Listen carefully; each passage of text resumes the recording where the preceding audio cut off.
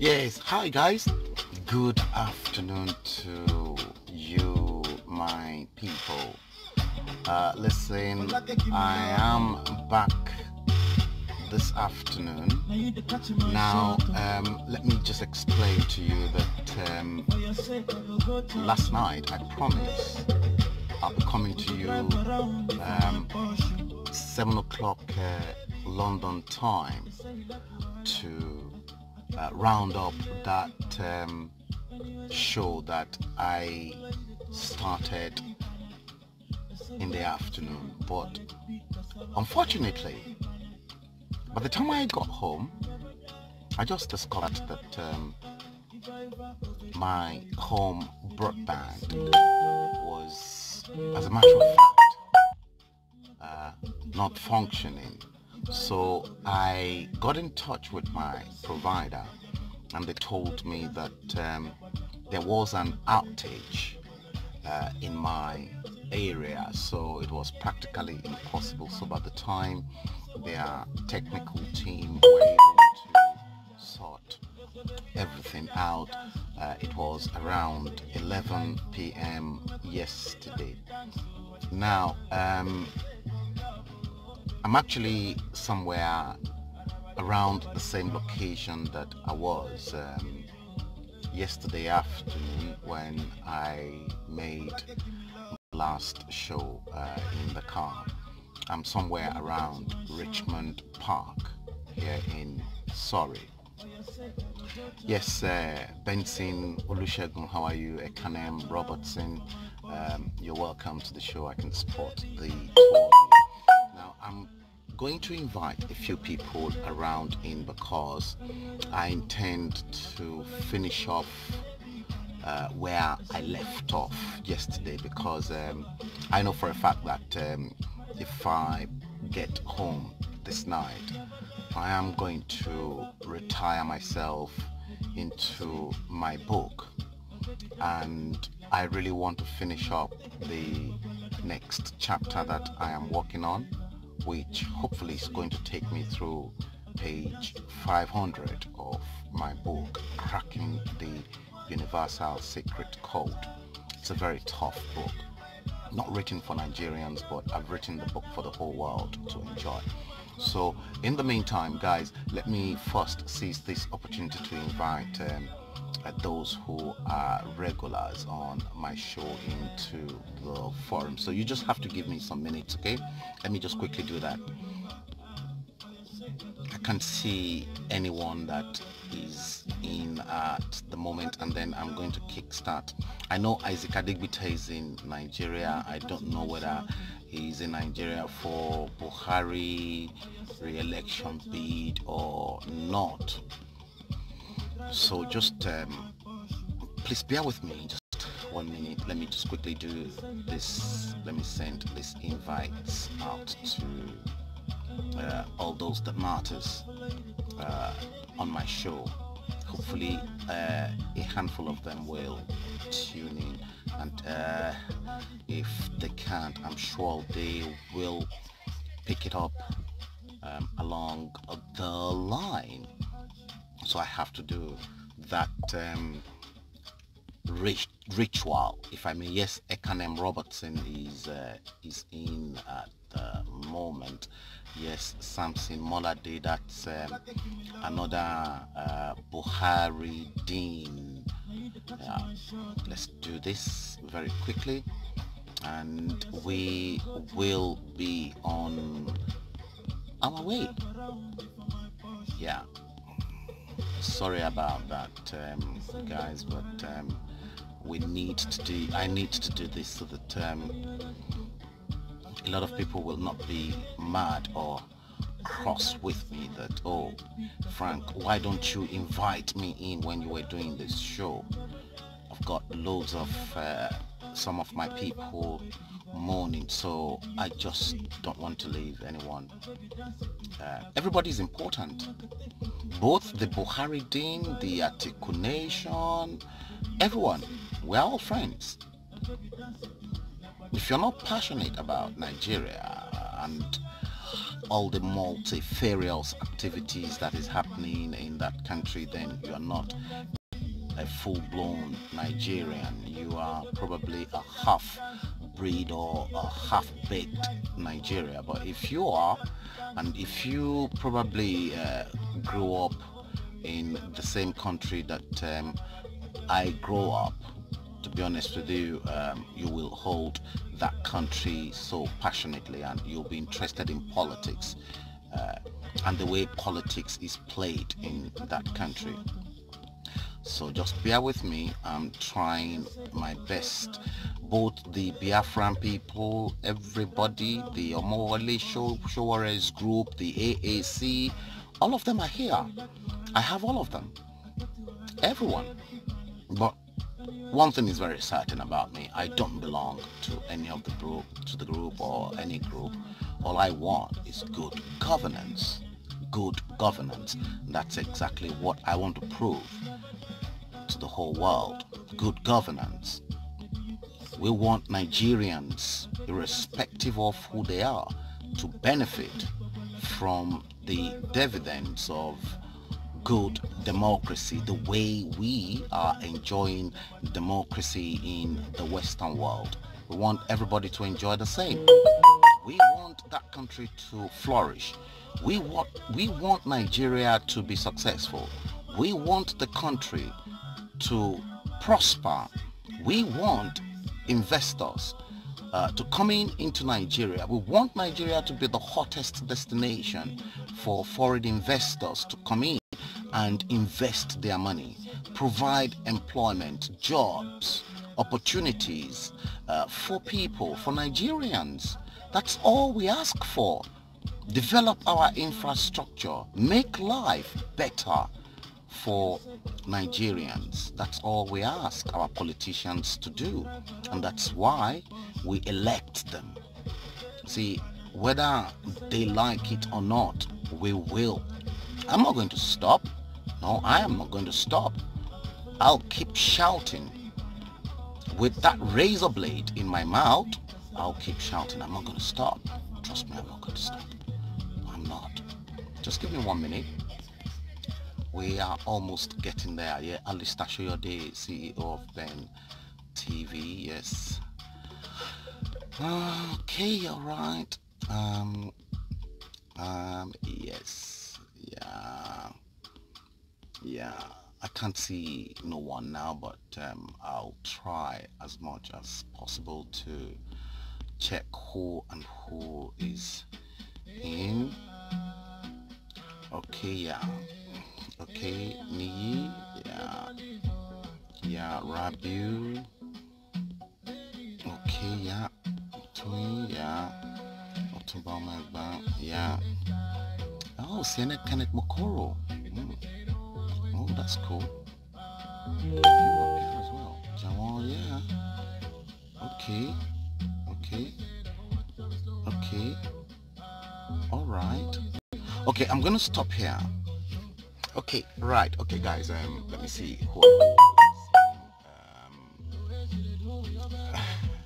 Okay, let's see. I'm going to invite you now, Ayo. Yeah. I'm going to invite you now, Ayo. Yeah. Yes. I think I'm adding you now. I've actually done. Sorry. Good afternoon. Hi. Hi. Good afternoon. Good afternoon. Sorry, that was I pressed it by accident, but nonetheless, I always enjoy your show. I enjoy your honesty, and Nigerians need to learn a thing or two from your experiences. Like I said, one of the things that that we need to do as Nigerians, we have to grasp the nettle now. We need change now. Even as I'm talking to you now, I'm not really feeling great, but I feel impassioned enough to come on and actually talk about this. Even if it's for a few minutes, we have got to take account of the message that you're spreading here. Our leaders are failing us, and all of us collectively, we need to get on board this change, this take it back mantra, this idea of taking back our country, you know, making those leaders accountable. It is frustrating that you hear leaders like you have this so-called Buhari man. He cannot hold a live audience, live interview with people. All we are hearing is pre-recorded stuff. We're not seeing exactly. So for me, I mean, I'm very, very. I don't know about other Nigerians, but I'm with you, and I applaud what you're doing. I can only thank you, and I urge you to continue. You're doing this not for yourself. You don't have to worry about Nigeria. You can be. You're far away from Nigeria, as am I. But the thing is, you know that obviously, you know, once whatever hits Nigerians hits us. So, you know, I am particularly. It's important that we understand this, and I want Nigerians to not ignore your messages. They are really important landmarks that you are dropping for us to actually go back and revisit. Sure, there are areas of contention. There are things that I mean, for me, all the military officials, military men that were involved in enslaving Nigerians, and I make no exceptions, including Babangida, someone which you have good. That's right. All of them are accountable. They should be accountable to Nigerians. And but that's another discussion for another time. But right now, as Nigerians, we need to wake up. I cannot. Right now, I'm actually urgently. I've just raised a petition now, whereby I'm urging Nigerians to demand that Buhari holds a live interview. I was reading that, and I think actually I set my board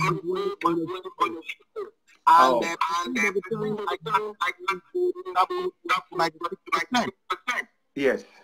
So what I'm urging Nigerians now, we need to start putting pressure. We want Buhari to hold a live debate with other candidates. Let's see how he will perform. Let's see what he brings to the table. Let's see, besides all of them, take him away from all of these men, these cabals behind him, directing the things. Let's see him one-on-one with other candidates. Let's see what he has to bring. Let's see what he has to offer. So that's what I wanted to really say. I know you're about to go, and you were just about to go when I came on, and I thank you so much. And what I would like to do is, at some point, I will be bringing you onto my show as well, and we can have a proper discussion on a range of topics. But I really do appreciate what you're doing. You're doing a selfless task, and I want Nigerians to appreciate your effort. I mean, I met you, the first time I met you was briefly when we were at the Nigerian High Commission. That's it. Where we were talking about the Plateau killing. And it's really interesting that they're still talking about the same thing. Things that nothing has changed, you know, but we need to put that pressure on these people. So that's what I really wanted to say. I wasn't planning to come on, but I think it has to. That is fine by me. I promise all the power today in Nigeria that the revolution is coming to engulf them. That will eat them. It's not coming from Nigeria, but it's coming from the diaspora. That's it. Yeah. Part of that revolution is living that country. What I try to do now, name a solid foundation for the country. You're onto something there. I wouldn't argue, but for me, I think, you see, if you don't start something, if you don't put a start somewhere, we need to start somewhere. And unless you don't know, you start off something, you don't know the ripples. You don't know how far that ripple will go. So for me, it's now, it's 2023. The fact is, the most important thing is that we start. But I'm not writing anything off. I can't make predictions. I don't see into the future. But what I can say without certainty, I can honestly tell you by 2023. Omoyele that is my own prediction.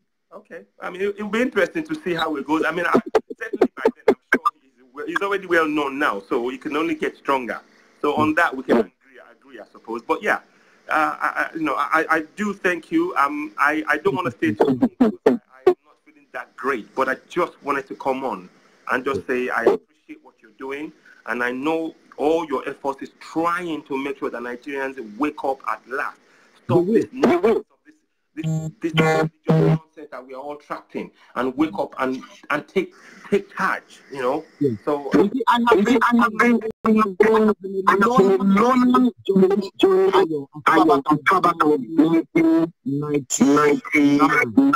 yeah.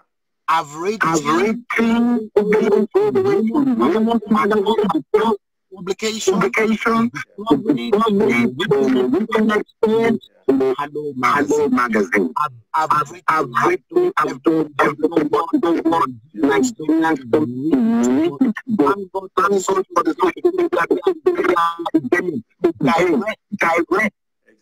Exactly.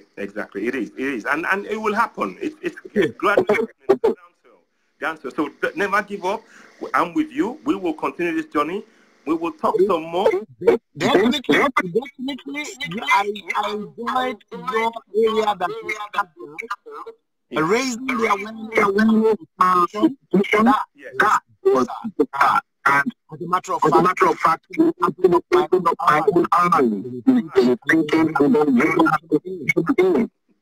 oh, thank you. I mean, listen, when I read a few things within that constitution and I saw that I wasn't aware, it shocked me to my core and it made me realize that I don't know this. How many Nigerians know this? And I felt this is why I'm still urging Nigerians to join me on this journey. Because, like I said, we need to wake up 180 to 200 million Nigerians. And that task is not a task that can be done by one person. Each and every one of us have a role to play in this.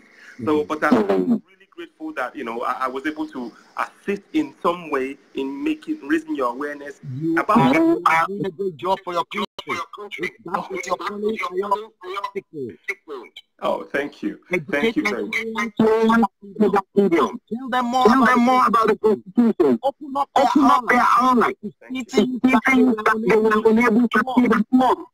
Yes. And that is the godliness of you. Oh, thank you very much. I do appreciate it. And I hope I learn more from what you tell us about what happened, that many of which I wasn't aware of, partly because of my tender at my young age, and also not being in Nigeria. You were at the coalface. You saw these things happening, and you were able to give us. It's like a blueprint that you're giving us, and now we can now go forward and now go right. Okay, to prevent those things from re-happening, we need to learn from what you've told us, and then not only that, plot the way forward for a better Nigeria. And that's what I'm about. That's why the Constitution is integral. For me, our Constitution is integral to Nigerians taking grasp of their own future.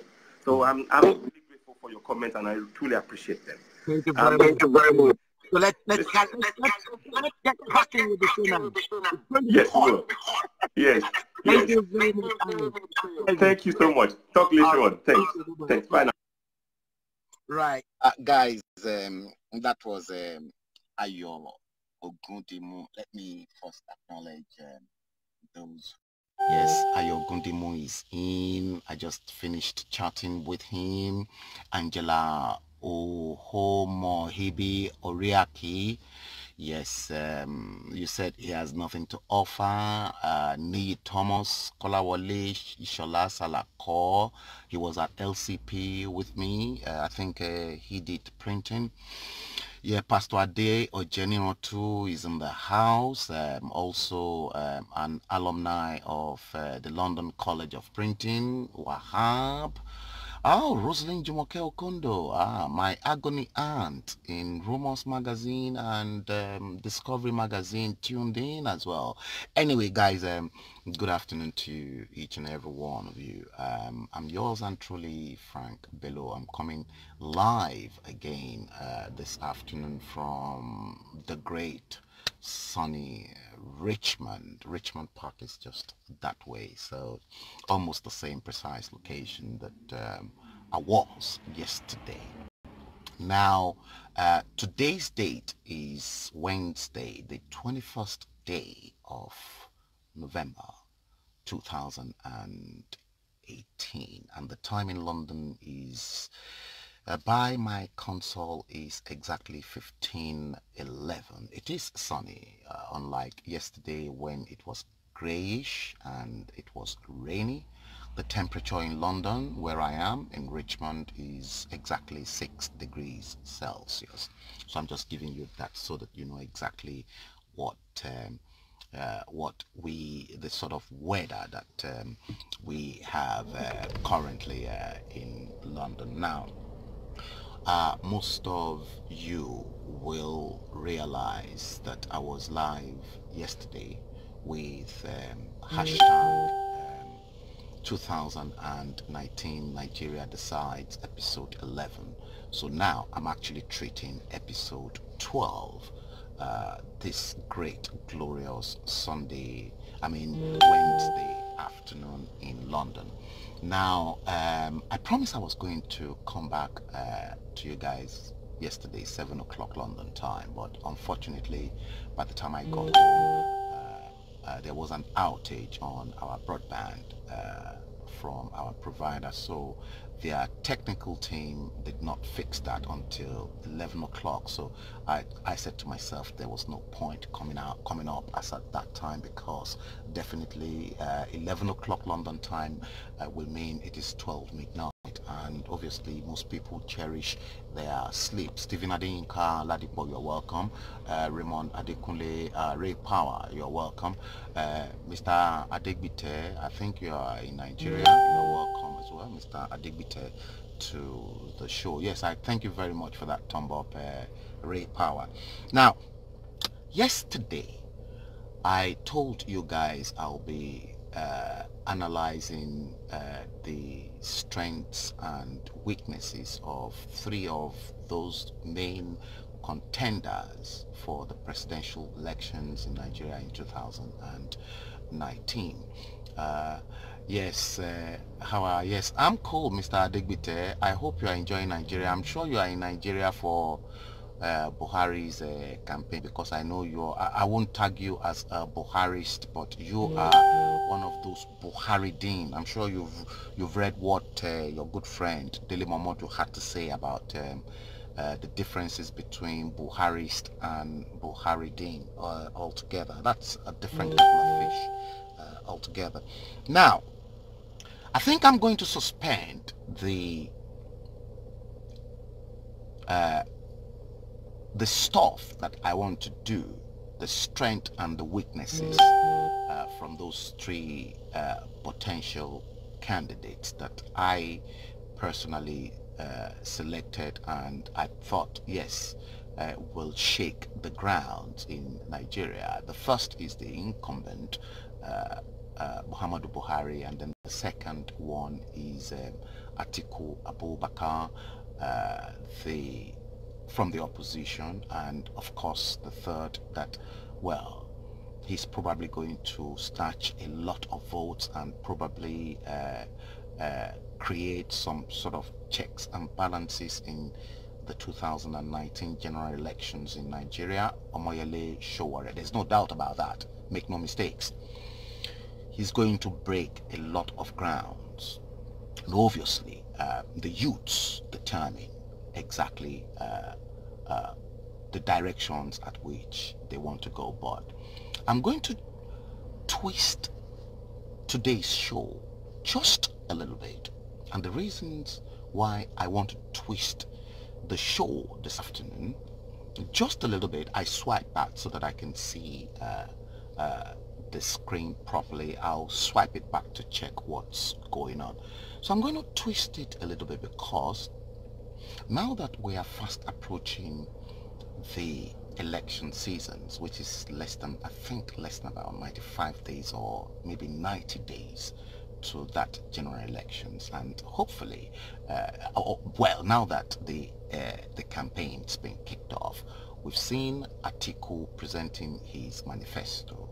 We're still waiting for Buhari's manifesto, although they are claiming Nigerians should vote for continuity. So continuity in what form? Are they going to showcase us to tell us exactly what they've done in the last 3.5 years, leading to the 4th year of another re-election. Are they going to showcase us as Nigerians exactly what they've done other than corruption? Because I don't want to hear that mantra called corruption. Now, yesterday I did make mention of the fact that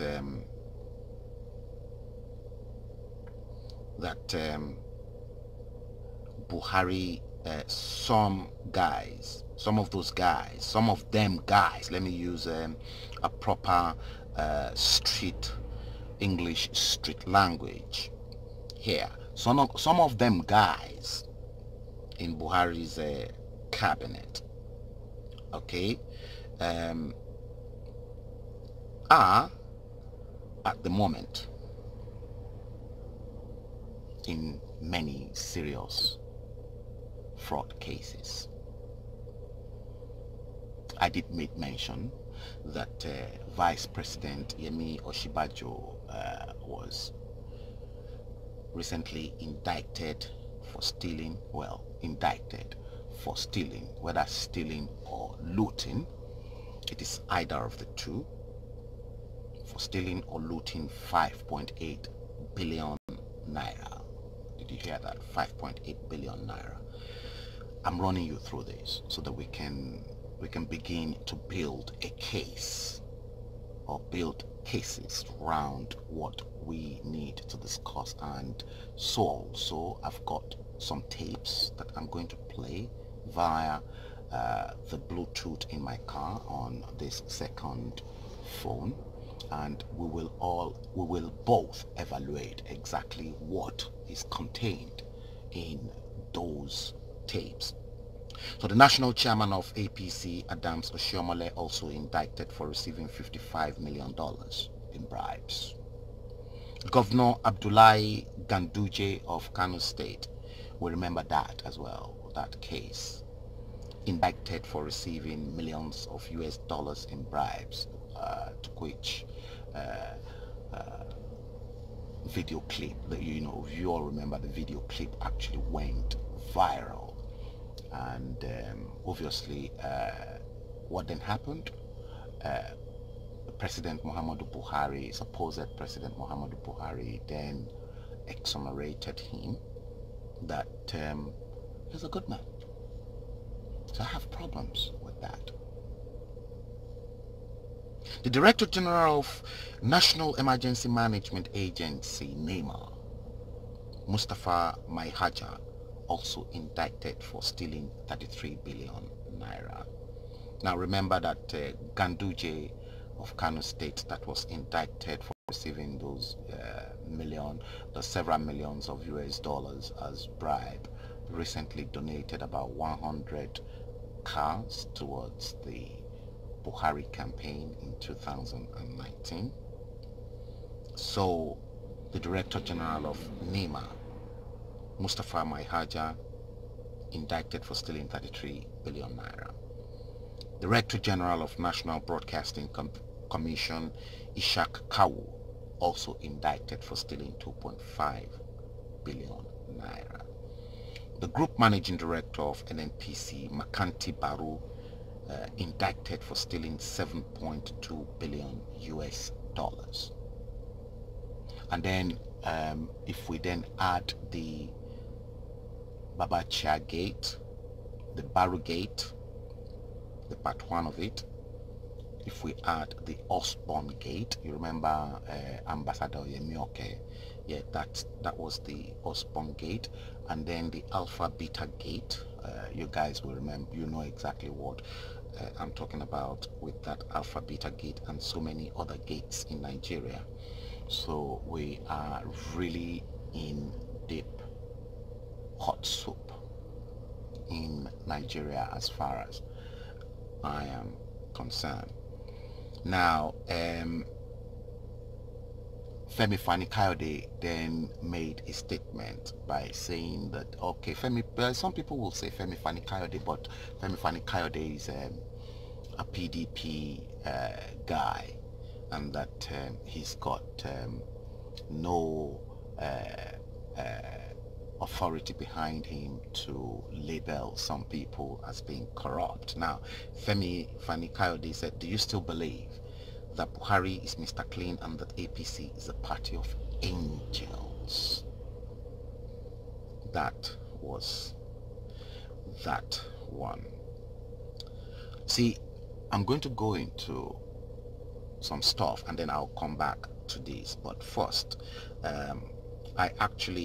what I did was that I actually downloaded some clips which I am going to play for you guys.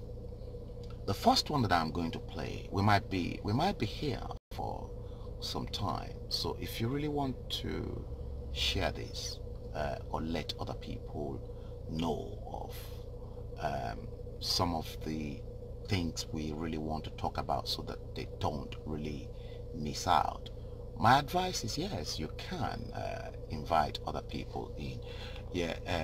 Olushola Avengers, A Sholola, yes, you are welcome. Okomai Ayekoto Akirile, that's a very, I think that's a pen name. You don't want people to know you. AAC Omoyele Sowore for President 2019. Yes, he's in there. He's not going to go back. That guy is not going to go back. Now, the very first clip I'm going to play is this clip, and in that clip, you guys will remember that I actually trashed out the issue of Muhammadu Buhari as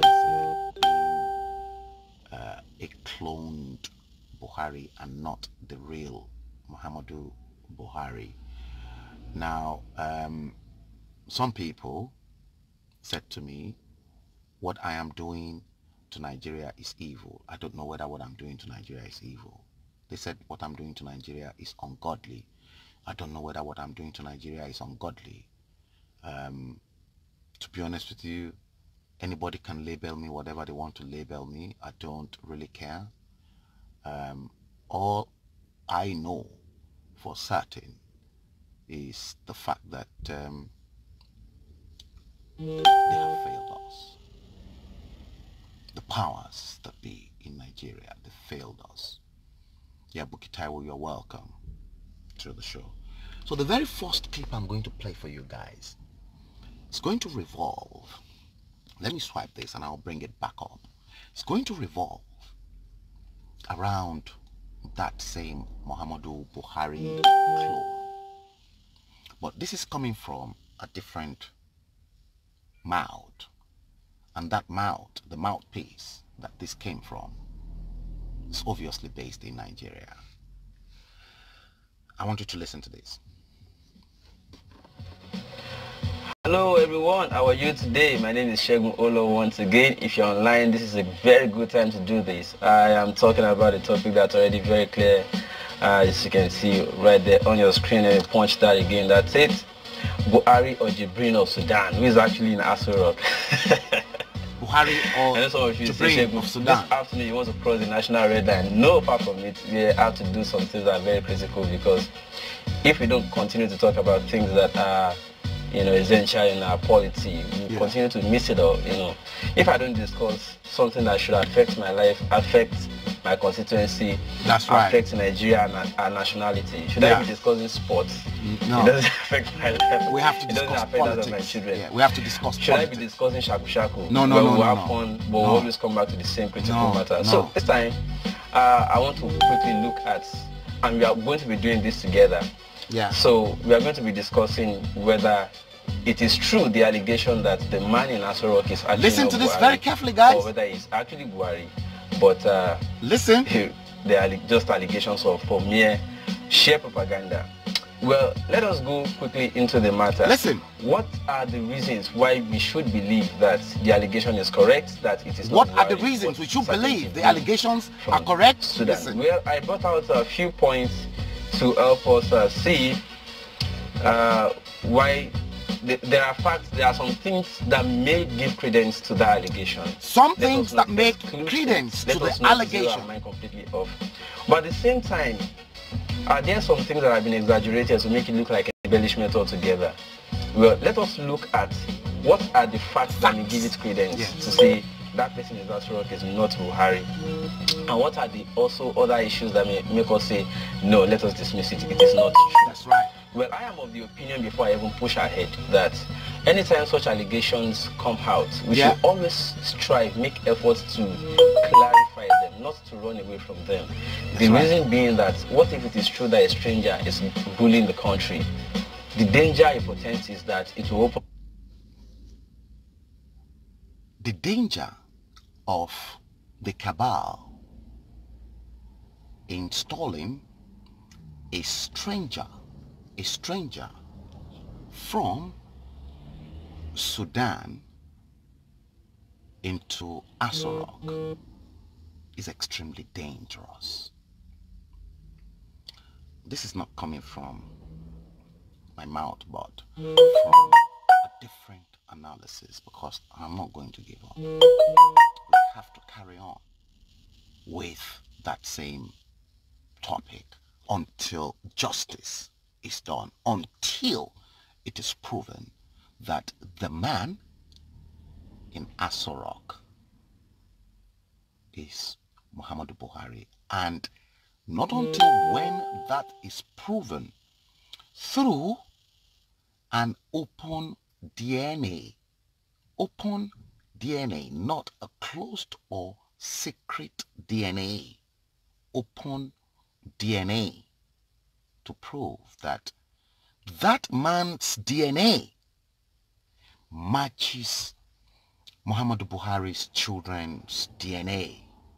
That is when we will put this matter to rest.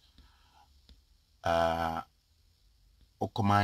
Ayekoto, Carolina Rubio, you are welcome. Musumola A. Salisu Adigun, you are welcome to the show as well. This is coming from an outsider, but let's listen further. So putting a Sudanese in the form of a clone of Muhammadu Buhari at the State House, the seat of power, is not only dangerous for Nigerians, but it is equally dangerous for the entire world. Listen. Our borders to strange alien things that we do not even... It is dangerous to us because if we've got a foreigner that's been cloned and it's been presented to us as our Muhammadu Buhari, then this guy argued that obviously our borders will be porous because our borders will be open to many people to actually come in. Let's listen. Yeah, Ayo said exactly, a clone, exactly. Listen. And at the end of the day, we'll end up even losing our own voices and our identity and nationality. We will end up, if it is a cloned Muhammadu Buhari at the State House, we will end up losing our own identity, losing everything about us as Nigerians, because that cloned Muhammadu Buhari will not be there to protect the interest of Nigerians or Nigerians at large. No, he won't be interested. What is his business with that? Let's listen further. But it is also important that we don't let those allegations ruin us if they are baseless or falsehoods. So it is very important that we discuss these things and not shy away or run away from it. Discuss it so that we don't shy away. We don't shy away from it or run away from it. So let us make it clear. Listen. That if we do not clarify issues like this, and it turns out to be true at the end of the day, then it may result in some disaster. Don't you think so? Because it will be disastrous for us to eventually find out that we have all the whiles they have been taking all our national resources away just because some persons impose themselves on us without us even knowing. So it will be problematic. That's right. And we should also not forget that things like this, if not treated with care Yeah. may also result in. So it's better we always lay each matter to rest and not just run away. That's right. Or make destructive Don't shy away. analysis. We won't shy away from So that let's problem. get the points clear. What are the matters or issues that give credence to the allegation? The matters or the issues that give credence to the impostor at Asarok. Listen. That it may be true, actual. And this is one of them. The secrecy that surrounds President Buhari's health and his treatment in London. A lot of you will recall that at that point, the secret even behind we were not told how his much health he was being treated for. In London. We were told he went through a series of surgeries. We weren't told the nature of them. We were also told that at some point in time he lost his voice, he couldn't talk again. Can you hear that? At some point we were told. So there were also defenses from presidency. Allegations and counter allegations. They continued for a very long time until eventually we decided, okay, let us even hear the president. And then at some point they began to churn out pictures to us, still pictures. Listen to this, much that please. It was also denied at another time that the pictures they were giving to us were pictures of old time before he even felt sick at all. So it was also said that Aisha Buhari went to see what they were chunking out was old pictures, the presidency. And what these people tend to forget. Thank God I've got somebody like Buki Taiwo, right? And I've got who is an expert in one of the field that this person is really good at. And I've got a few handful of other professional people as well. Likewise myself. You see, what the presidency fail to understand is the mere fact that for every picture that we take, if I take a picture from my smartphone or from this phone, you see, the picture will record every details about the picture that I have taken. And if I upload the picture onto anywhere, or if I should use that picture in anywhere, or if somebody else should infringe on my intellectual property rights as the originator of the original picture, what happens is that there are special software that when that picture is dipped into that software, you see, the software will bring out every details about that picture, the camera that was used, the location of that picture, everything, the ISO or the speed at which the picture was taken, the aperture, everything about that picture will be brought out. So the presidency chunking out old fake pictures to Nigerians claiming it was Muhammadu Buhari forgot that there are some clever people who can dip those pictures into a special software and it'll bring out every details about the pictures they were releasing for the public to see. Listen to this guy. Him in London, but she wasn't given the audience. She wasn't allowed to see her husband. Hey, what could... Listen, let me rewind this. That give credence or lend credence to the allegation that it may be true, actual. And this is one of them. Yeah. The secrecy that around President Buhari's health and treatment in London. A lot of you will recall that at that point, even we were not told how much what he was being treated for. We were told he went through a series of surgeries. We weren't told the nature of them. We were also told that at some point in time he lost his voice, he couldn't talk again. Yeah. At some point we were told. So There were also defenses from presidency. Allegations and counter-allegations continued for a very long time until eventually we decided, okay, let us even hear the president. And then at some point they began to churn out pictures to us, still pictures. Still. So much that it was also denied at another time that the pictures they were giving to us were pictures of old time before he even felt sick at all. That's right. So it was also said that Aisha Buhari went to see him in London, but she wasn't given the audience. She wasn't allowed to see her husband. Hey, Aisha Buhari came to visit the husband in London. She wasn't given the audience to see the husband. These were cases. And these are cases built around the fact that the man was an imposter. Hold on. Listen. What could be etching? So those things made a lot of people believe to say, if you cast your mind back, there's facts that surrounded that thing that may give you credence that could it be true that, oh, should this be or should it not be? Well, while we are still ruminating about that, another reason why I said we need to also look at this and it may, if not immediately clarified, have some credence. Yeah. After all, is sorry about that. Number two reason here. Aisha Buhari prevented from seeing husband during the period alleged. And it was also reported that Aisha Buhari herself came out, fuming, angry, and she started exposing a whole lot of things because she also believed that the wrong husband was given to her. Did you hear that? The wrong husband was given to Aisha Buhari.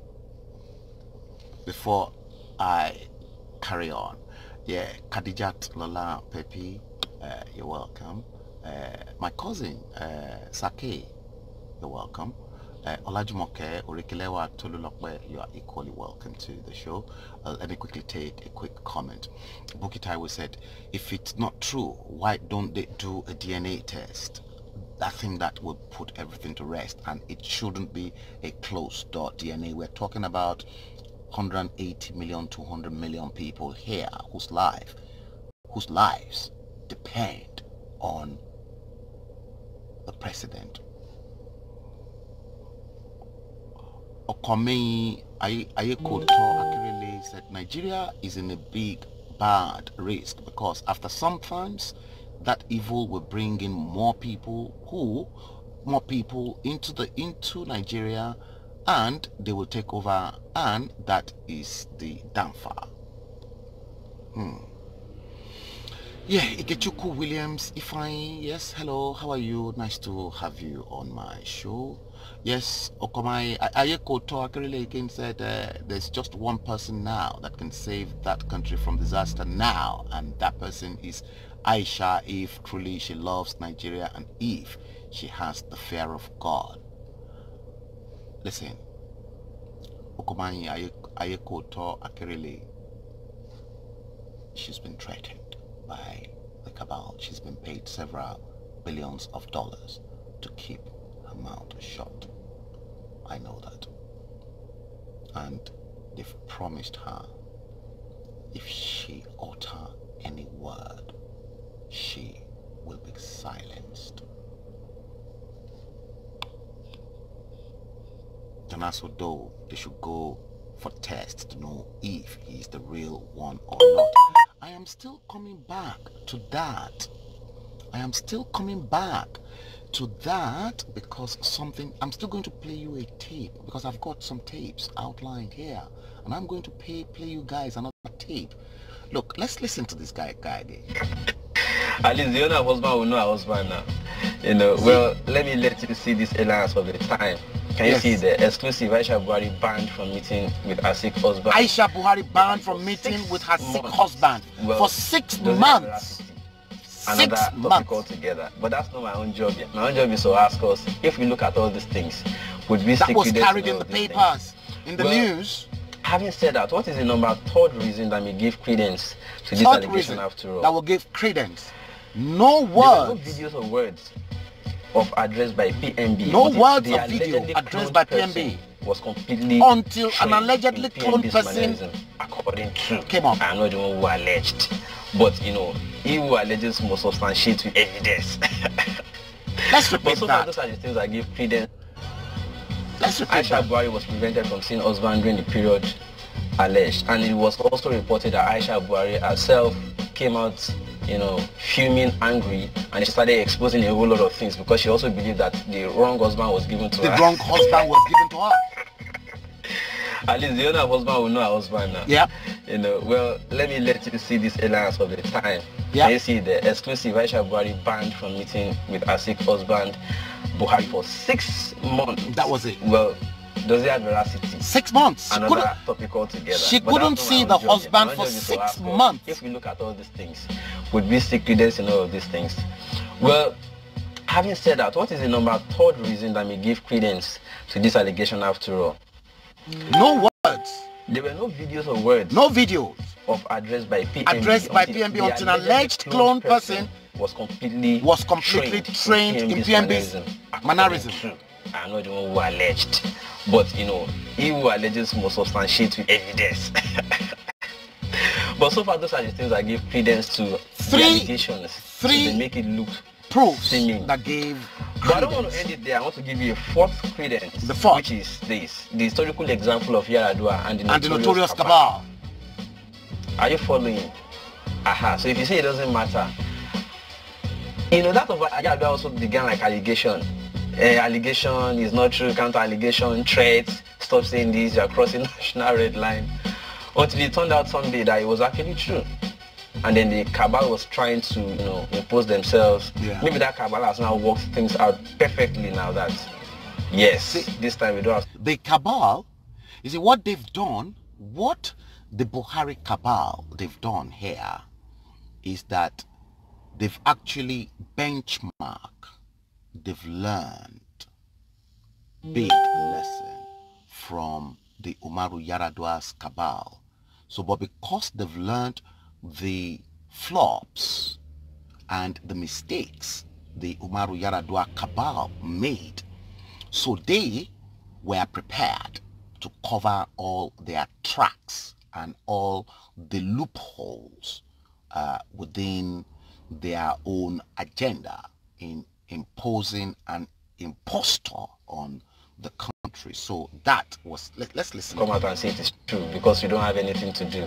We can actually have a clone that will continue the show. So things like this, because over the time in history we have learned not to take allegations with pinch of grain anymore. That is why it is important that when we have allegations as such, yes, the onus is on the shoulder of the person who has also alleges to either prove with fact or dismiss by remaining silent or retracting it.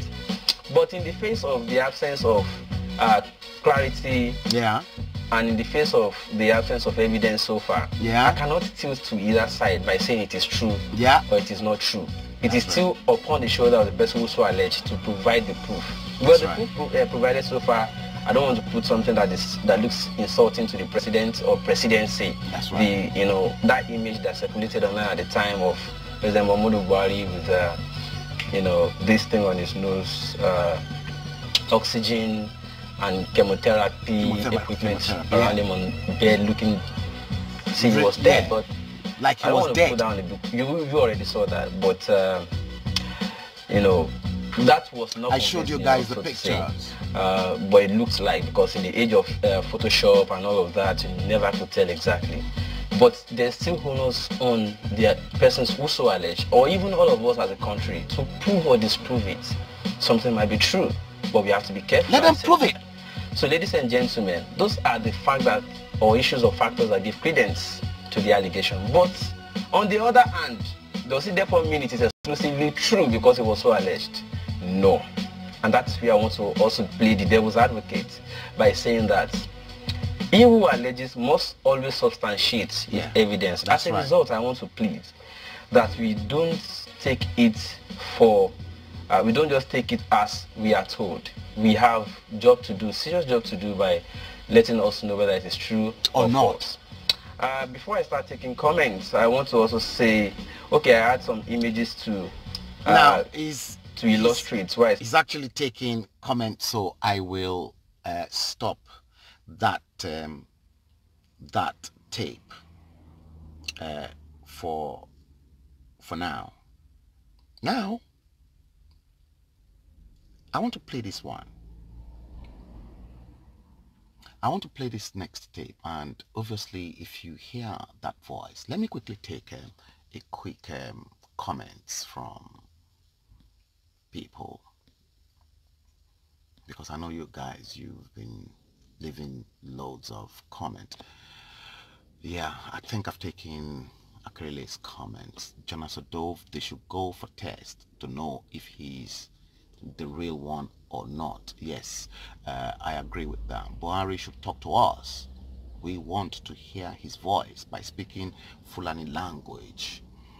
I think that was part of the stuff, the training that he went through, because I know I have a friend who is a Hausa Fulani person, and that person said, well, he speaks that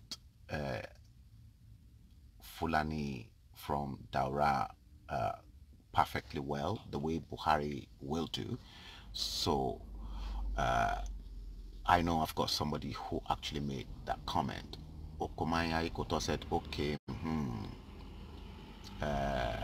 again, you said that means she has been trying to make Nigerians understand that the person in Aso Rock is not her real husband. Definitely. And I think in my last show I showed you guys when she exploded that the man in Aso Rock is not her husband. She made it clear to Nigerians. Nigerians are waking up now. God bless. Shobuki. Oh, you tuned in. Wow. Thank you for tuning in. I thought you must be at work. Ikechuku Williams Ifeanyi said, for the fact that Aisha and the Buharis have not spoken publicly about this issue to refute it strongly suggests that it is true, because it is almost impossible for women to keep quiet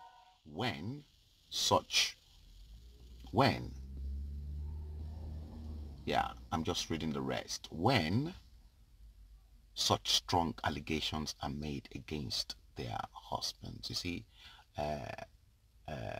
Aisha Buhari she's not said any word. And this is a woman, when you look at Aisha Buhari's character, she's a very strong woman and very outspoken. You remember when immediately Buhari was sworn in, and the cabal hijacked the husband's presidency, she cried out that the people that were not part of the election and what her husband's government want to do for Nigeria, they've taken over the government. She's very outspoken. Charles Lee Oromi said DNA will be the best, definitely. Alaja Beke Adebayo, you're welcome to the show. This next clip that I am going to play for you, you'll know the voice, but I'm going to play it again so that you guys can actually listen to it. Here it is. I want you to pay very close attention. We are coming down to the very hard facts. Please try and pay. This is Nnamdi Kanu, heed to what I'm saying. Guy. They are using this joke from Sudan. He doesn't even look like Buhari. Why hasn't he addressed any live press conference? You know where journalists can ask questions. Like, please tell us the part of Katsina you come from. Can you address us in Fulani language? No! He will never ever present himself because he's a fraud. No more Aisha beside the husband. Yeah. Even Aisha Buhari went as far as saying, do not vote for him. But some of you will not listen because you're deaf and you're dumb. He claimed he is Buhari. Simple Fulfude he cannot speak. He never meets the people. Only when it is all choreographed for him, pre-arranged and packaged. Yeah. Suddenly this man does not fall sick again. Somebody that had a major brain surgery. Yeah. He had tumor growing in his brain, if some of you can remember, that was affecting his hearing. The late Buhari had brain tumor. How can somebody that underwent such complicated procedure, like brain surgery, had a sizable chunk of his brain removed, not require any clinical follow-up or examination after such a huge surgery? That was why people are saying he should remove his scar. They have medical doctors all over the place. Because the scar of the brain surgery will be there. The scar of that brain surgery will be there. Ask any of them, ask any doctor near you. How is it possible that somebody can undergo a major brain surgery where they open the scalp and never go for any follow-up after that? We must proceed. He doesn't fall sick again. This is a new, brighter, younger Buhari who doesn't feel the need to be seen with his wife anymore. That's right. Remember when, what is Buhari's daughter's name again? I used to tweet from Asorok. When was the last time Zara tweeted from Asorok? He's making, not anymore. Nnamdi Kanu is making sense, Because and he's making a valid point. We like him and I or respect hate them for him. one thing. At least they can't pretend That's right. that this Sudanese is their father. This very man from Sudan. This very young, bright young man. Look at his fingers, look at the back of his hands. Look at his ears. After this program tonight, anybody who goes on blaming white people for poverty in Africa should be hanged. Europeans are not your problem.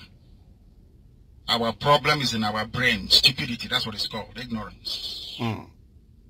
Tonight we cure it, once and for all. Now, I'm going to pause that because obviously Nnamdi Kanu made some valid points in what he had to say to buttress his argument. Now, somebody that actually underwent a brain surgery, obviously at some point in time, his scalps must have been ripped open to actually operate on the brain.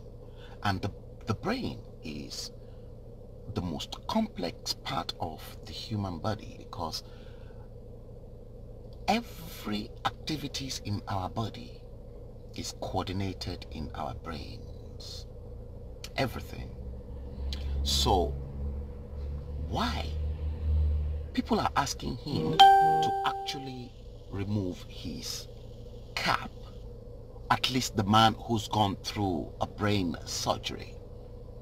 The scars of the operation will be there. Look, even if they cut your chest open for a heart surgery, you see, your chest, it will indicate that you've gone through heart surgery because your chest that was ripped apart, the scar will be there permanently. Because I've got couple of friends who's gone through heart surgery, and you can see the scar of that operation in their body. Now, the next tape I'm going to play for you here, and I'll be rounding up, is this one. And I want you to please listen to this very carefully because it will buttress the same argument and the various procedures and instances that we had already listened to in this tape. But this particular one that I'm going to play for you, because I'll be bringing the show to an end in case, for those of you who may like to share it and then distribute it around. Listen to this. It has been convincingly established that the Nigerian president, Muhammadu Buhari, was nowhere to be found after all, at the just concluded World War I commemoration summit that was recently held in Paris. President Muhammadu Buhari was nowhere to be found at the just concluded World War I commemoration summit in Paris. He was nowhere to be found. Listen. Paris, the France capital city. Recall that the Nigerian president had on Friday 9th of November 2018 jetted out of the country under the guise of traveling to France to attend the global summit which had in it. Did you hear that? The Nigerian president had on Friday 9th of November 2018 jetted out of Nigeria, out of the country, under the guise of traveling to France to attend the global summit, which had in attendance over 60 world leaders. Listen. Attendance, over 60 world leaders. Nigerians, however, saw their president boarding the aircraft from Abuja airport that was supposedly built to convey him to the French capital. It is embarrassingly... Did you hear that? Nigerians, however, saw their president boarding the aircraft from Abuja airport that was supposedly built to convey him to the French capital. It's going to get worse. Listen. Surprising to note that none of the footages that carried the global event as released by various international media platforms captured the Nigerian president's participation in the summit. Meanwhile, the Did you get that? It is embarrassingly surprised. It is very embarrassing. Very embarrassing to Nigerians. And it is surprising to note that one of the footages that carried the global event as released by various international media platforms captured the Nigerian president's participation in the summit.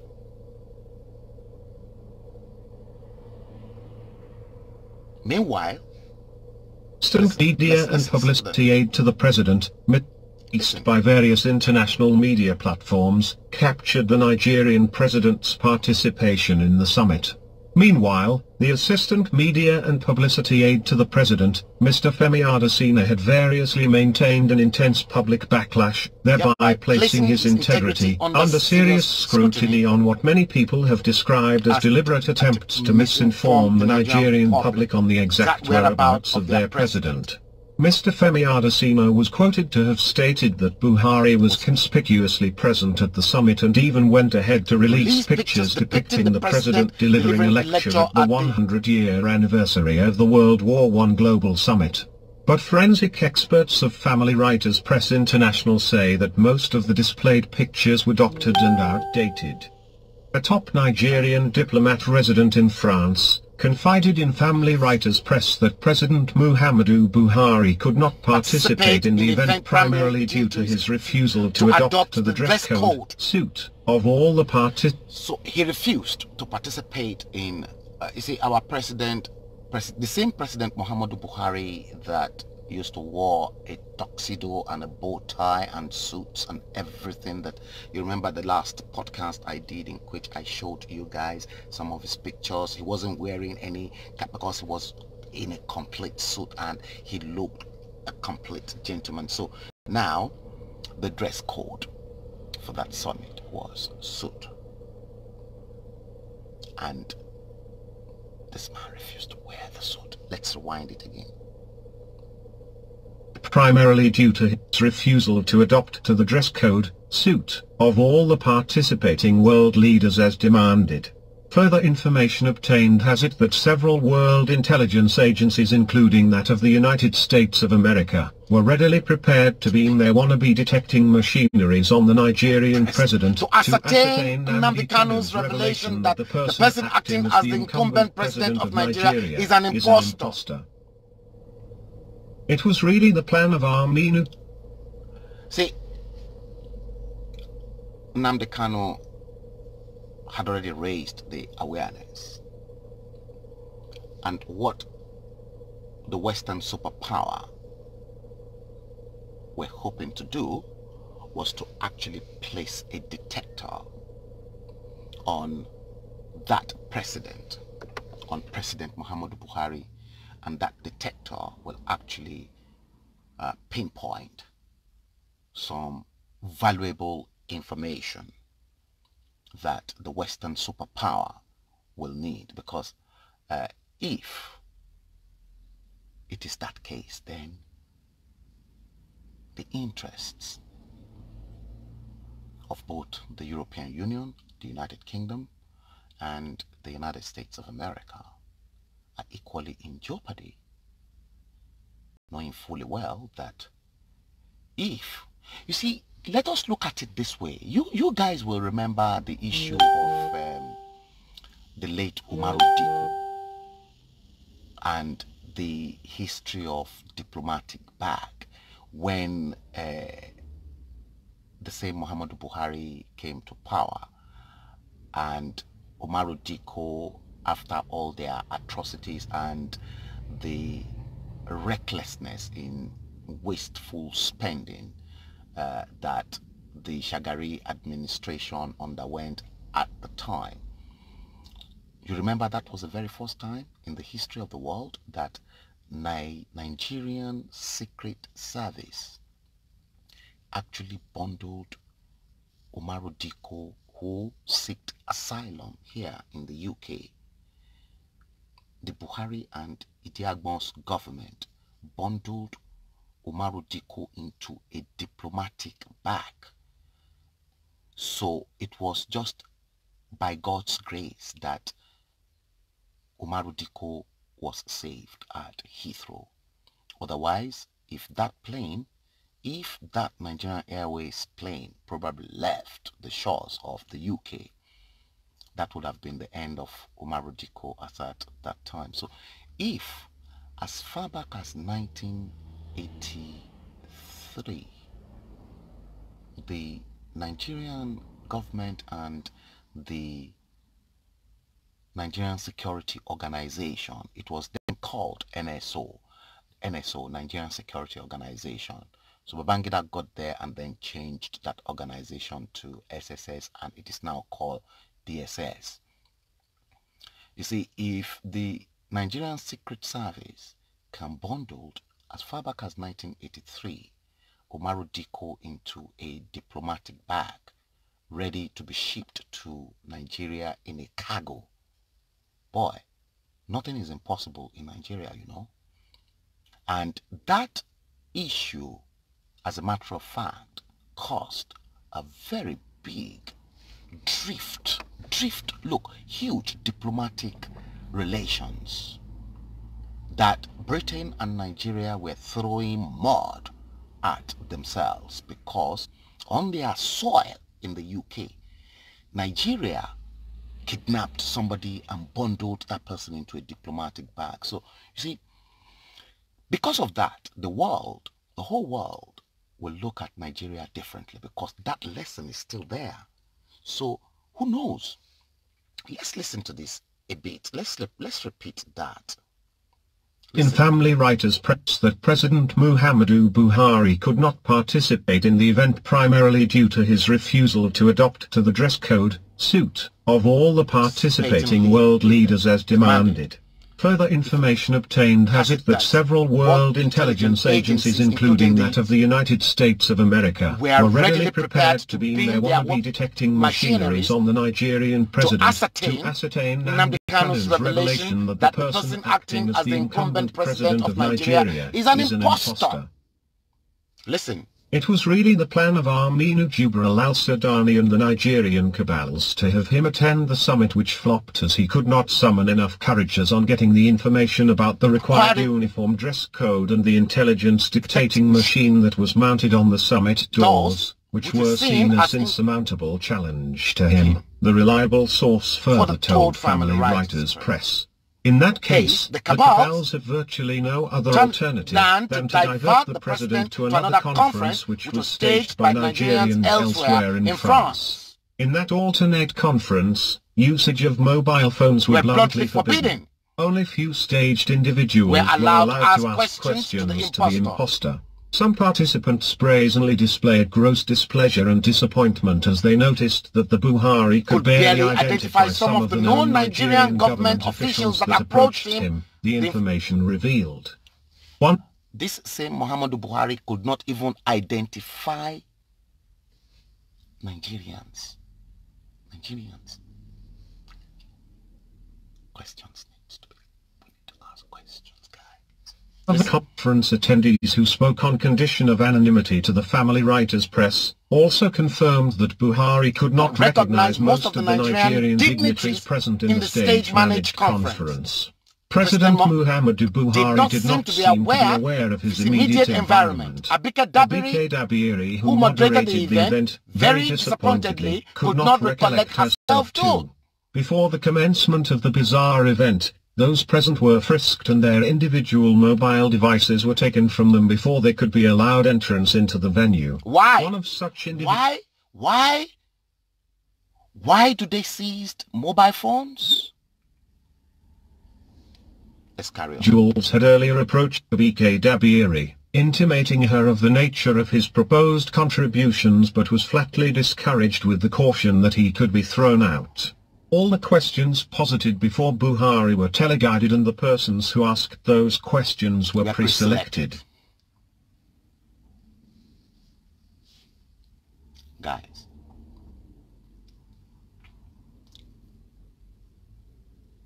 let them challenge that as well.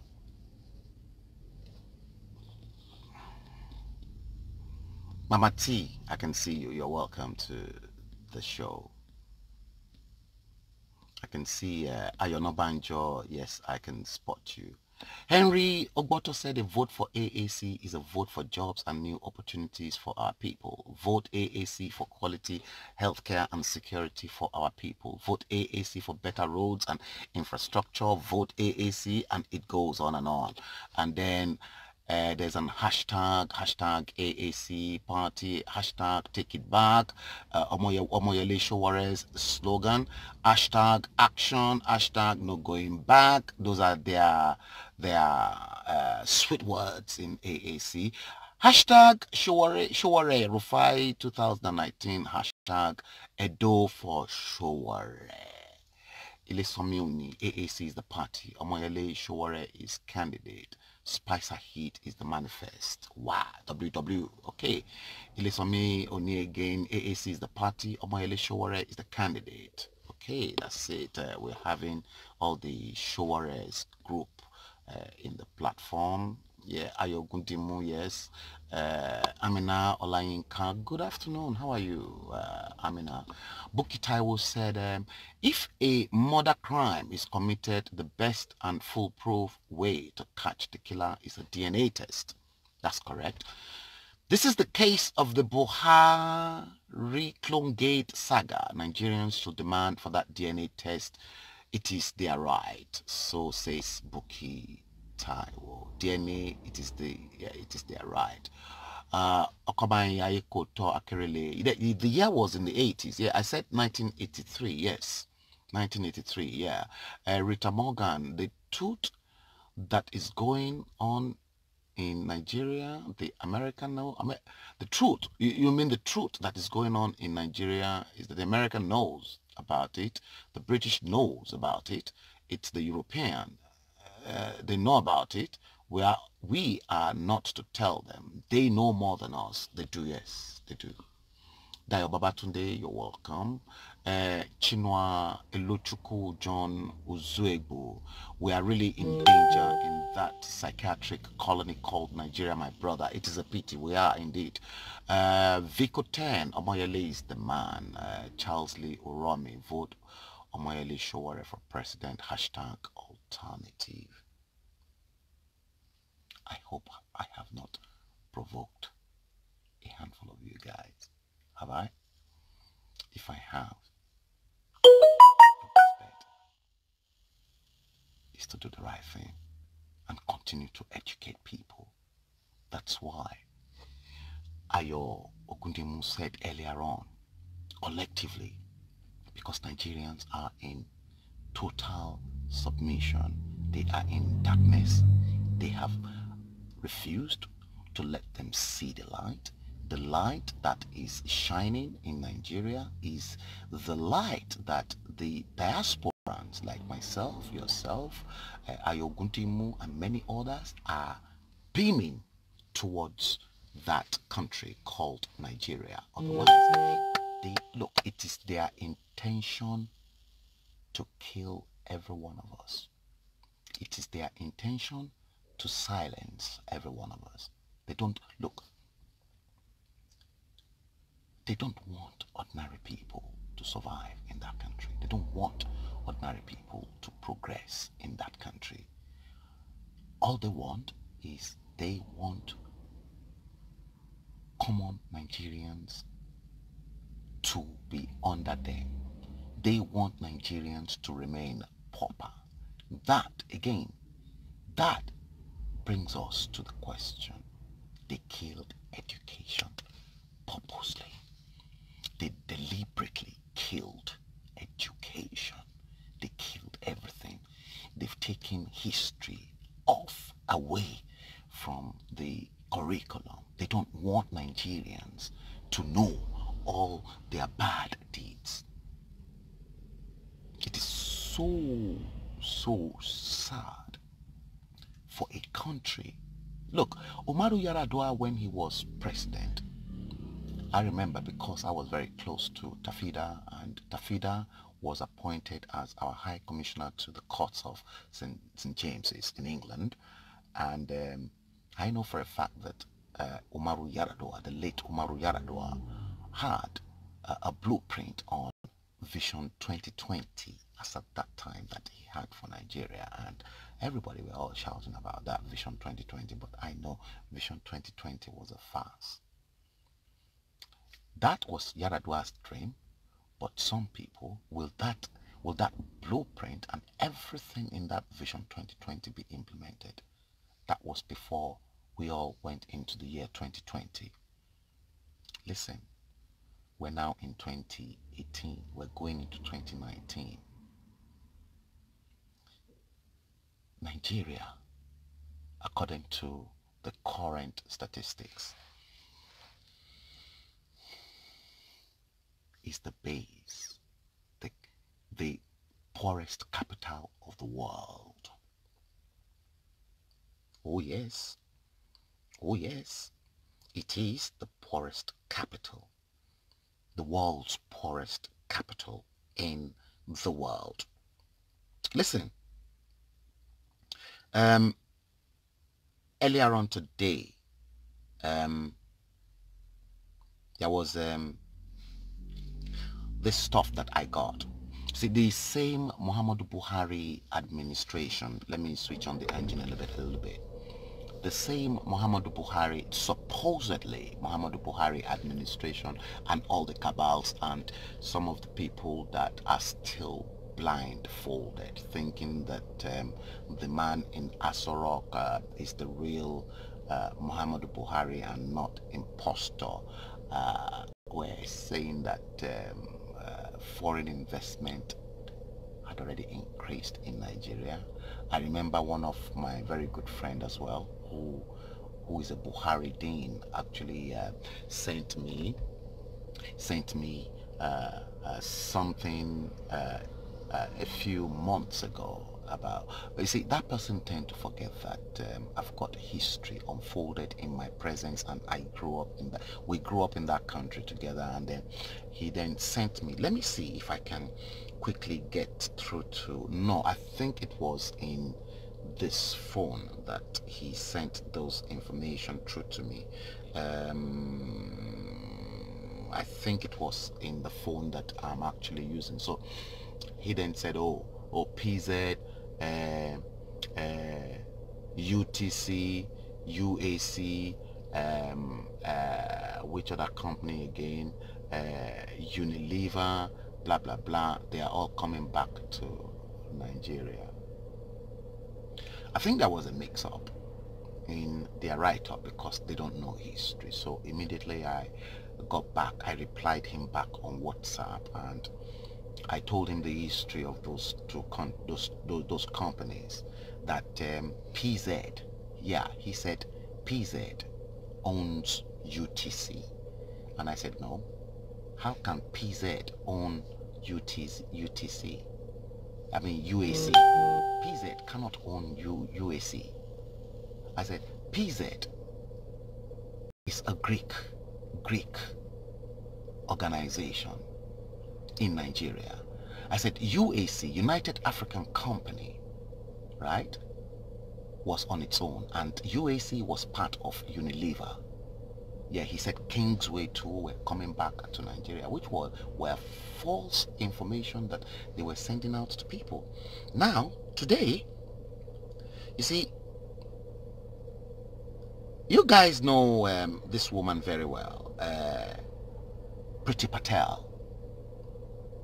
She happens to be the former Secretary of State for International Development here in the United Kingdom. Now, she actually said earlier today that British businesses must not invest in Nigeria. I'm going to quote the headline: "Don't invest in Nigeria. Buhari doesn't obey law, court orders. Ex-British minister warns investors." So, Priti Patel cited the case of a farm owned by two Irish men which got a contract in Nigeria in 2010, adding that Buhari, upon assuming office in 2015, cancelled the contract. Patel claimed that the firm's efforts to get compensation through the court were also frustrated by Buhari, as Buhari refused to obey court decisions made in favor of the foreign firm. Patel said in Nigeria, the unhappy experience of the firm founded by two Irishmen process and industrial development is a case in point and demonstrates the risk that businesses will face in Nigeria. That is a country that said foreign investors are coming, and that Nigeria remains the destination for foreign investors. That was claimed earlier on in one of their shows on channels. Guys, listen, let's bring this podcast to an end, because I think I've been on air for well over an hour now, and if you really want to share this and then let other people know of what is really happening, please do that. Jonathan Grojaye, you're just tuning in. Olu of Hackney is just tuning in, but unfortunately I'm just rounding up. Dayo Babatunde, yes. Let me quickly take a few comments. I've taken Rita Morgan's comment. Chinua, we are really in danger. Yeah, we're really in danger in that psychiatric colony called Nigeria. I've taken that. Yeah, I've taken that. Ikechukwu Williams, the facts are very clear, but is there any intelligence in Nigeria working with them to uncover the truth? No. Ayogundimu say, I saw this video yesterday. All right. Sister Bukola Murakinyo equally just tuned in. Fred Iposa, T. Bekwe. Most of the leaders in Nigeria are agents of Lucifer, Satan. Yes, you're right. And very soon the light will shine in Nigeria and the darkness will disappear. Yes, definitely, by the special grace of God. God's will be done in Nigeria. Pastor Adio General, yes, I can support you. Ayogundimu said it is right that we start asking questions of this supposed Buhari's clone. We need proper verification of who this man is. So says Ayogundimu. Amina Olayinka, the opinion of Mansa Musa is what every one of us is expressing in Nigeria. For last meet, unfortunately, I'm just rounding up. Joke, Ojeri Ola, we need a revolution, not election, because most people don't have PVC. We get rid of them first. Yes, I've talked about revolution. I've told them that revolution is inevitable in Nigeria. Okay, the time is just coming to 1620. This great day, Wednesday, the 21st day of November 2018. The time is just coming to 16:21, which is approximately 21 past 4 o'clock. As you can see, it is winter, so it's getting darker, and it's going to get darker very early as we go deep into the winter months. Guys, let me seize this opportunity to thank all of you who tuned in to watch this show. I've done this, I've cracked it again. Episode number 12, hashtag 2019 Nigeria Decides. Thank you all for watching this show. I value you, I appreciate you, I love you guys, because if I tell you I don't love you, I'm lying, because if you don't love Nigeria as a country and the way we can possibly move that country forward, you will not be in this forum. You will not be here listening to this show for me to must have dishing out some rare things that you can never find anywhere unless in this platform. So I want to seize this opportunity from the bottom of my heart to thank each and every one of you for tuning in. Share it if you want to share it. Tag other people if you want to tag other people. So, but until next time, I won't be coming live tonight because I want to put up at least another chapter in my book that I'm currently writing, Cracking the Universal Secret Code. I'm still cracking a lot of things in Nigeria as well that I will include in that book. So guys, until next time, yeah, Charles Lee Uromi, thanks for your time for tuning in. God bless you. Look, thank you all. I appreciate you, and have a wonderful evening and enjoy the rest of your day. God bless you all. Thank you for watching. Goodbye.